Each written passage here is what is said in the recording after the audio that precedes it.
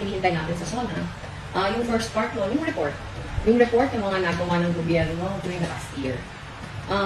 Tapos yung second part no, ano yung plano for the coming year.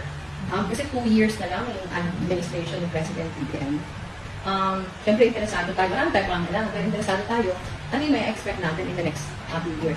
Pero tingin ko kasi mahalaga din yung report ng ano yung nagawa. Kasi I think, marami din yung hindi nakakaalam. Yung maraming ginagawa ng pamahalaan. Halimbawa, yung NAGA, recipient tayo na napakaraming programa ng gobyerno. Halimbawa sa housing, ang dami natin nakuha from Bisul.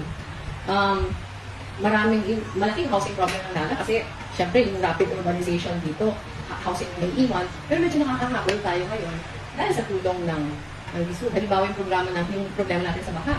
Ang ginawa tayong pilot ng DPWH sa Oplan Pagtrabaha, maraming tinutulong sa atin, equipment, yung mga civil works na kinakailangan, marami tayong, halimbawa yung, I think yung pinakamalaking kaibahan na ngayong year lang launch. Sabi ko nga sa ibang kilala ko sa national government, sana naagahan yung pag-launch nito.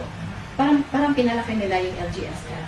That is another question na LGSF. Kasi hindi nararamdaman dati. Alam na dati ng tao na may LGSF. Ang hirap mag-apply, mahirap mag-access. Tapos pag tinanong mo, halimbawa dito sa Metro Naga, kasi pinagbitingan namin before nung pagbaba ng LGSF this year, wala nakaka-access na. Pero this year, yung mabuting ginawa ng pamahalaan, lahat meron. At transparent yung formula ang ginamit. So meron, halimbawa yung Naga, nakakuha kami ng 32 million na rice assistance from LGSF. Mabibigyan namin ng bigas yung lahat na nahihirap dito. Pero hindi lang kami nakakuha nun. Lahat na LGUs meron. Iba-iba yung amount kasi syempre depende sa population, depende sa laki ng lugar. Pero klaro kasi kung, parang alam mo kung bakit eh. Alam mo kung bakit. Yung mga barangay, lahat nakakuha 200,000 bawat barangay.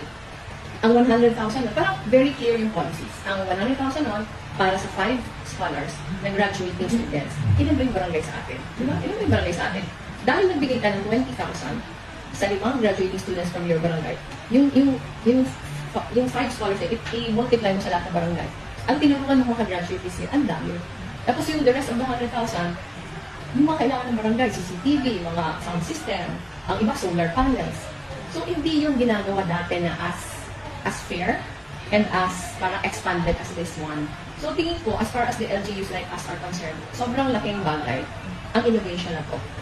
To make LGSF more accessible to all the LGUs. Kasi ang dami pa nga kailangan ng LGUs. And ito, ang laking tulong. So sana, ang wish namin ng mga mayors, sana next year lalo pa siyang na-expand. And sana, lalo na doon sa mga hirap na lugar, na sana mabigyan ng mas malaking share sa LGSF. Kasi sila talaga yung dependent sa national government.